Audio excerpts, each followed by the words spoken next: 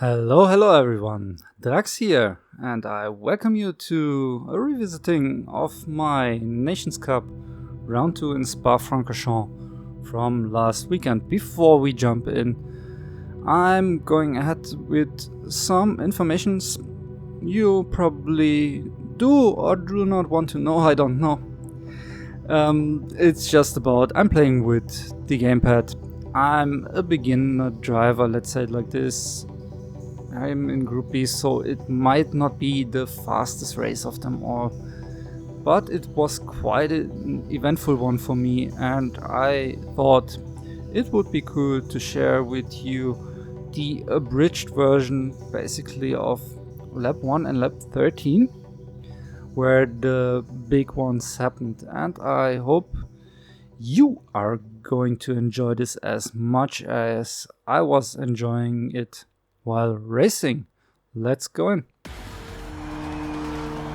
We started from before in the Toyota TS 050. I was basically testing out both cars ahead of the race. The Toyota was the faster car for me and also the easier to steer car. Yeah, though it has some disadvantages in top speed, it made up. Hi mom, I'm on YouTube.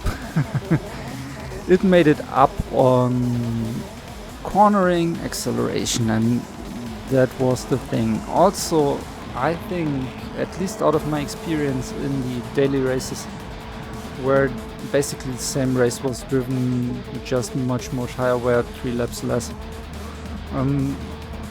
that it was a little bit easier on the tires. Maybe it's just my imagination, but I felt it like this, so let's go with this. Speaking of tire wear and fuel wear, tire wear was 1 times and fuel wear was 3 times. Basically, don't have to mention it because you would have been able to finish the race on the soft tires, but there was a mandatory pit stop to go on hard. And as I was starting on P4, basically in front of the pack, I decided to go with the strategy, do 12 laps on soft tires before changing to hards for the last lap. Otherwise, if I started 2 races from behind and I did the switcheroo there with the hard tires start and then changing back to soft tires, and it was a disaster basically. Cold hard tires in the first lap, you don't want to have that. But now, let's focus right on the race start. In a few seconds the lights will go out and the field will go away. And there it is. Race start. Now. I had quite an okay start, but my first corner, I was a little bit too optimistic. You're going to see it. Luckily, I didn't play bowling here and removed the other cars like pins, but yeah, it was actually a bad first corner. I could profit from some mistakes from others, and yeah, guy on P3 profited from my mistake basically. So everything in order. Then I went to wide on top of the hill, Radillon. Got the 0.5 seconds penalty, and then into the comb. I braked too late, slided off the track. Cold tires, and yeah, a little bit too excited. Also, as you can see, going into Brussels, more of the same. Until I caught myself, said to myself, Drax, go a little bit slower, it doesn't help you. And there the leader Gingerloaf went off the track. We inherited P3, and that's what we basically did the whole of the race.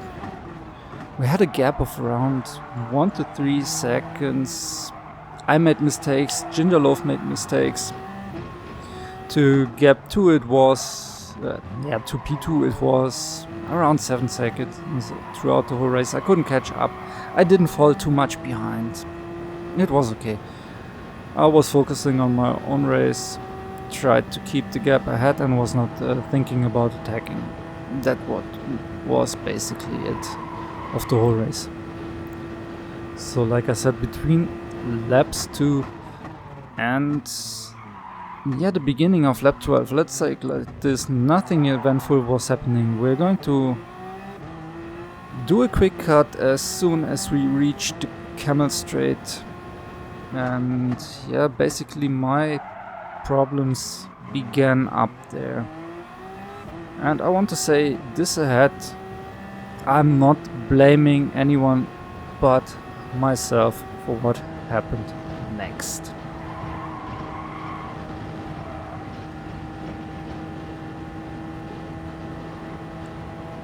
And here's the cut, and we see we are lapping. It was my first time lapping in this game, and yeah, I was quite having problems with that little ghost body of Narsho 47 here. I'm not quite sure if they are just ghosts on the track, so you cannot, or they cannot, the backmarkers cannot ruin your race. And if the rest like slipstream and bad air are still there. But like I said before, I don't want to blame anyone else but myself. So yeah, he was actually quick. He was on pace there. I could not go by, so I stayed behind him until it was time for my pit stop. And yeah, I don't know if you guys know something about that, if it's just that the backmarkers cannot crash into you and the rest is still there, or if it was just my imagination. But during the race, let's say it like this, during the race it felt like it. But hindsight, like I said, is always 2020. In the end I can only blame myself. So yeah, overshot, bus stop. Almost didn't make it to the pits. Came in with a little bonk on the wall. Everyone else was pitting also, like doing the best strategy for this circuit here. And then on the medium tires, actually, not the hard tires. I was thinking earlier of the daily races, let's say the next harder tires there. On the medium tires, my problems began. And these were big problems, but I don't want to spoil anything ahead. We're going to see what happened here in that final lap. I came out with like around 1.5 to 5 seconds to Ginger Loaf 9 here, who pressured me totally the whole of the race. Like I said before, I couldn't really catch a quick breath of air. It was just horrible for me. And I'm getting quite nervous when I'm under pressure like this, and it showed. Right there into Lecombe. I braked too late. Probably made the same mistake here into Rivage. Yeah, it was okay. Still with the knowledge I have now, shifting down into second to get a little bit more rotation out of the car. Would have probably gotten that corner better, but it's okay. Puhan still okay. But you can see there on the TV cam, he got a little bit closer than before. Slide into the chicane here. And then Stavlot, my doom. Missed the apex of the first. Fucked up the exit of the second. And the Audi used his superior speed right away. And overtook me right before Blanchimont. And I wasn't able to do anything. I tried a little bit late braking, get him on the acceleration of the start-finish line, but let's hear what Drax has to say.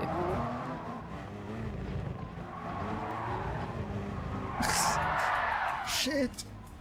Oh my god!